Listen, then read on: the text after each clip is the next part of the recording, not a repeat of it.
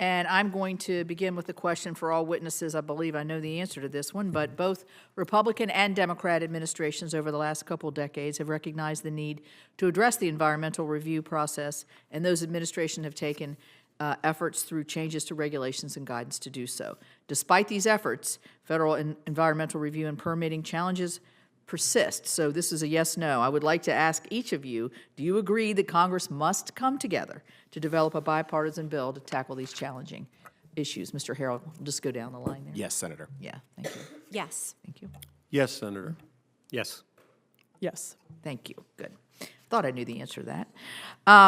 Ms. Balcones, under current law and regulation, projects can take years or even decades to progress from concept to completing the NEPA process.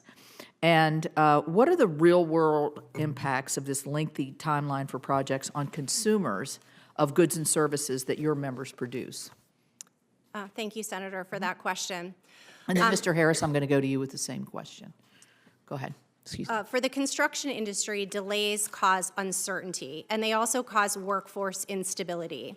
Our contractors can't commit to hiring workers. They can't order materials when there are delays on breaking ground for projects, often because they're tied up for years with lawsuits. Delays also drive up costs. They increase project costs as inflation and material shortages make projects more expensive over time.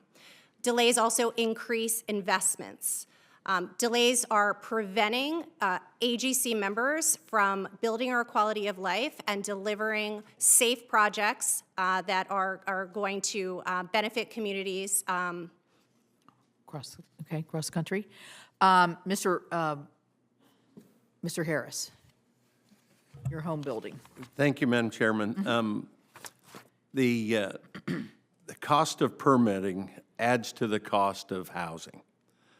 And every time, as I said in my testimony, every time you raise the cost of a house $1,000, you lock out 106,000 family units. That's substantial.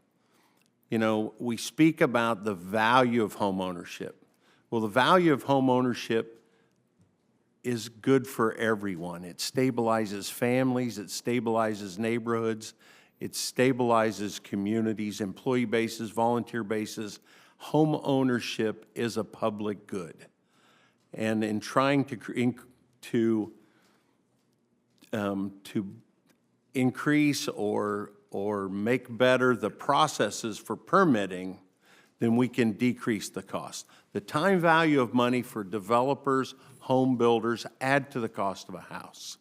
And right now, where we've seen the average cost of a house go up $90,000 in the last 2.5 years, we have locked so many people out of the American dream. Thank you. And I know there's a shortage as well, so we can get into that maybe later. I want to ask about judicial review. It came up in almost everybody's testimony. Many projects are targeted with litigation all throughout the process. The resulting legal costs and project delays can be enough to stop a project, which happened with our Atlantic Coast Pipeline in West Virginia. Mr. Booker, will you describe some of your members' experience with litigation after EIS or EA is finalized? You have your permits at hand, and then you can't go forward. You kind of outlined it in your statement, saying you can't pay the worker if you can't move forward. Can you just expound on that a little bit? Yeah, I mean, as I said, you don't get paid unless you go do work, right? And you have to have a project to do that. And you also can't just pull a laborer off a shelf and say your project starts next Friday. Right. We have to prepare for that. We have to train. We have joint labor management training that, depending on the project, whether it's a pipeline or with offshore wind or any other energy sector, we have to train people to do that. In order to do that, we have to have predictability. So this litigation as unpredictability it creates chaos in the construction industry, and it doesn't allow us to get the safest, most skilled, most productive workers if we don't know when that job's going to start, or if we are expecting it to start in a month and then it gets delayed by 2, 3, 4 months. So that litigation is causing chaos and chaos in the industry. Also, it's causing our members not to get paid. Right. And that's the biggest thing. For us, it's about jobs. Right. It's about us to be able to get people, their paycheck. Right. Ms. Balcones, can you elaborate on that in terms of, is there a specific stage of the court process that is particularly challenging, Or is it just through the whole, you mentioned it can be as long as 6 years, but it can be probably longer than that if you can drag it through court. Correct. We know that NEPA is the most litigated environmental statute. We know that the amount of lawsuits that are being filed is increasing. We know from current studies and data that it can take multiple years, up to 4.5 years, to make your way through the litigation process where it's resolved at the appellate level. Lawsuits can stop projects that have already broken ground in their tracks through the form of injunctions. Studies that have been done, whether it's through an EIS, an EA, or using a categorical exclusion, those decisions can be sent back to the agencies, which is delaying breaking ground.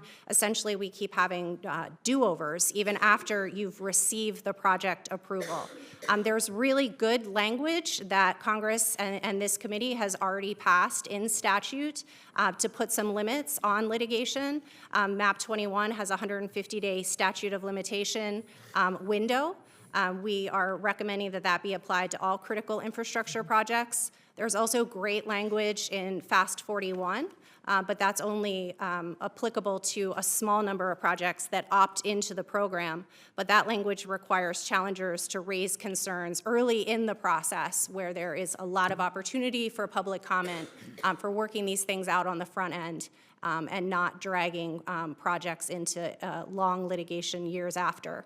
Right. And before I go to Mr. Senator Whitehouse, I will say, you say if you're sending it back to agencies for reconsideration, you're running into the problem that Ms. Pavia said came out in their survey, which is, I don't want to say lack of expertise, not enough capacity to really move these through the different agencies quickly. So I think we have a lot of commonality here, a lot of good ideas and a lot of thought that I think are going along the same lines. And I think we should think big and then come down from big to where we can meet the sweet spot. Because like Senator Curtis said, we've been talking about this for years, and we haven't quite gotten there. So I'm committed, and I know you are. And what's our word?